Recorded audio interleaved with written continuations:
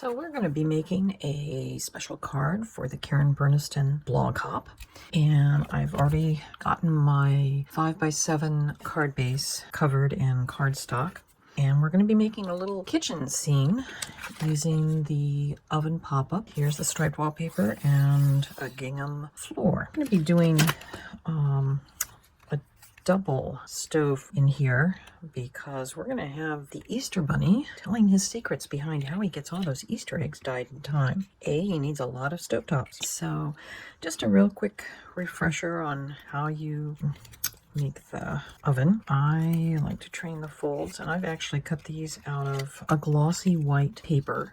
And again, like I said, we're just training the folds.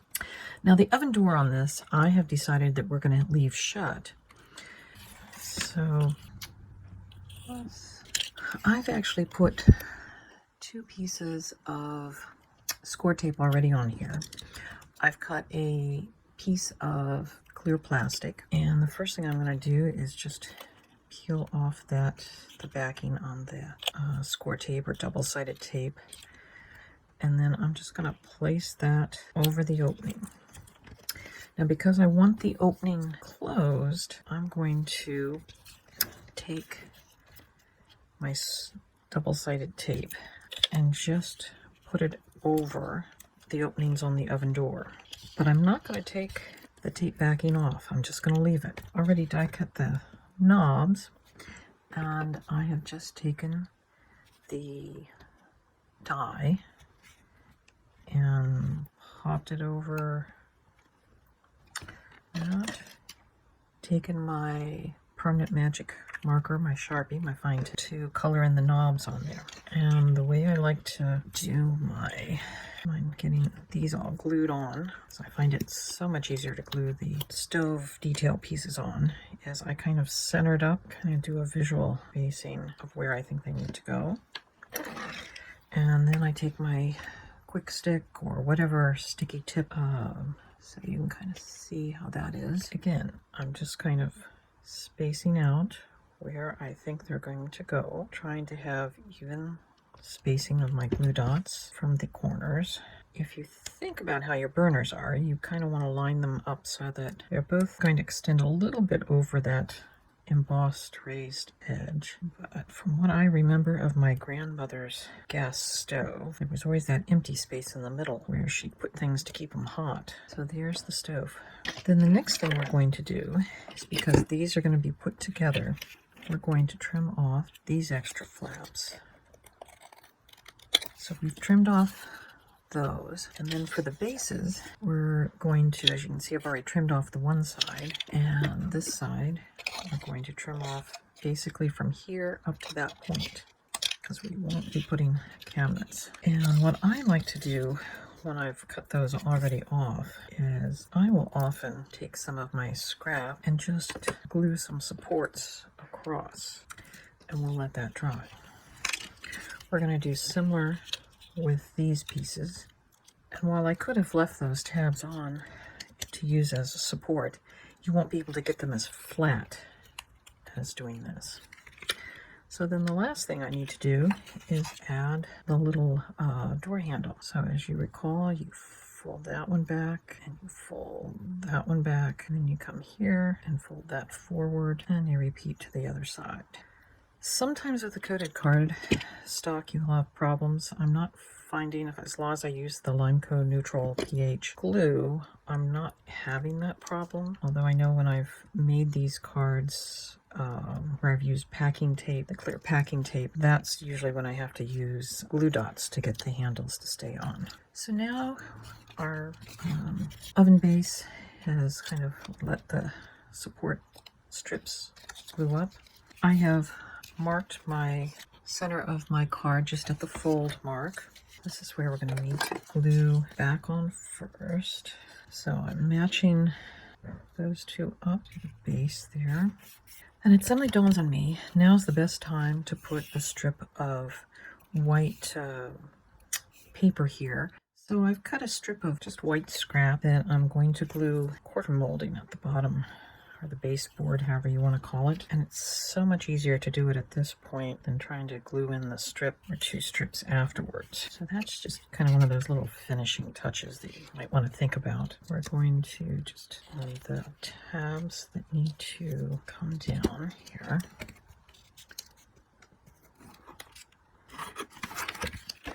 There we go. You can see how the oven part is a little bit further out than the cabinet size.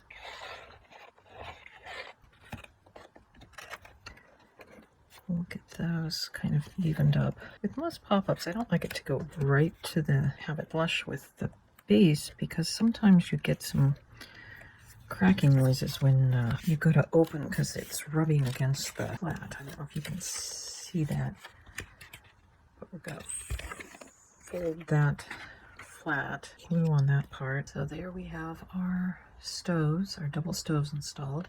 Next we'll work on our cabinet. So I've worked on getting the cabinets cut. I've used some distressed ink frayed burlap on sponge dauber to go around the little drawers before I glued them on. And also I folded that back to give the under counter a little bit of a shadow. So now we're ready to put our cabinets in.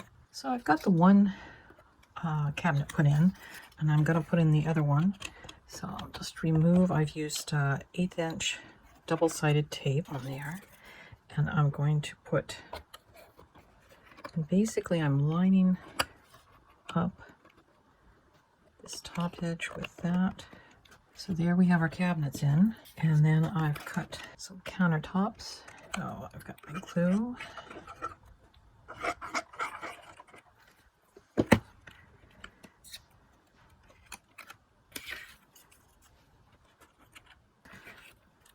So I've got the new Easter borders, and I'm going to be using the bunny rabbits to make a border at the top of our kitchen. I've already glued down one full strip, and then I've just cut an extra smaller strip on that last bunny. But now I'll just take my Sharpie and I'll go in and just faintly put in the eyes, and I will take my palest pink to do the noses. So there you can kind of see what those look like. Just give it a little flare at the top.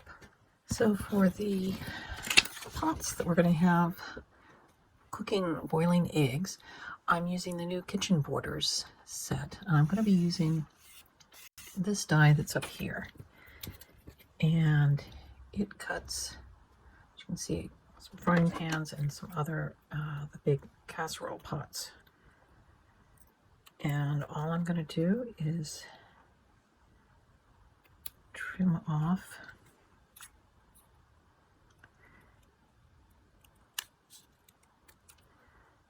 and just some of these other funny things. And then I'm just going to use my distress inks, and I find it's just as quick and as easy to just kind of draw them across the ink pad. Get a little subtle inking. They're so tiny, and that's how we're getting the pots, baskets with eggs. I'm using the basket from the Animal Add-ons 5, but the eggs are from the Spring Animals, largely because I want the rabbit, which here's the die, to have big baskets of eggs. And the simple way to put together the basket from the Animal Add-ons is you cut a piece of grass and you slide it through the slit in the basket, put glue on the back part, and then I'm just going to add some of these little eggs to the back.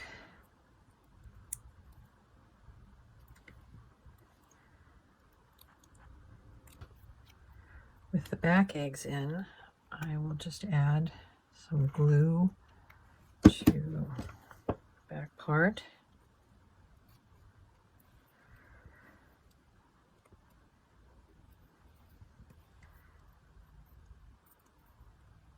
And that's the easy way to fill up the egg basket. To make these little pots that are going to be cooking the eggs on the stovetop. I've used the pans from the kitchen borders and the eggs from the spring animal. Putting some glue. Now I realize that if you're actually boiling eggs, you're not going to have eggs sticking up outside of the pan. But for our purposes, we need to make sure that it looks like there's lots of eggs being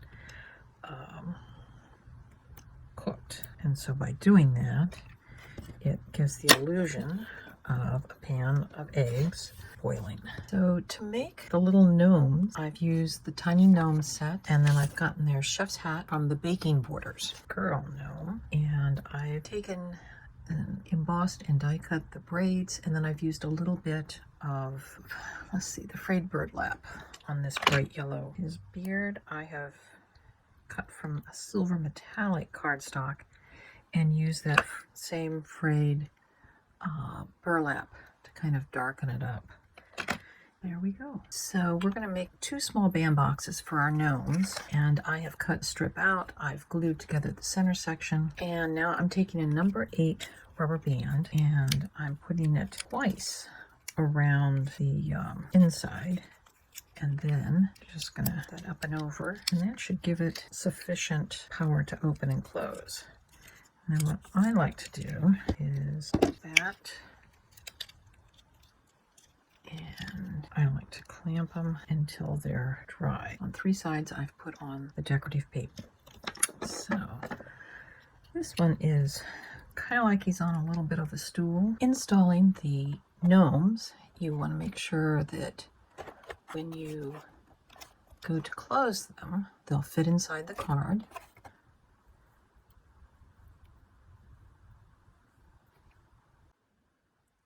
And then I've put on most of the pots and pans, but I find that it's easier to get the little pans so that they can go on the stove. Close that down. There's the inside of our Gnome Easter Bunny kitchen.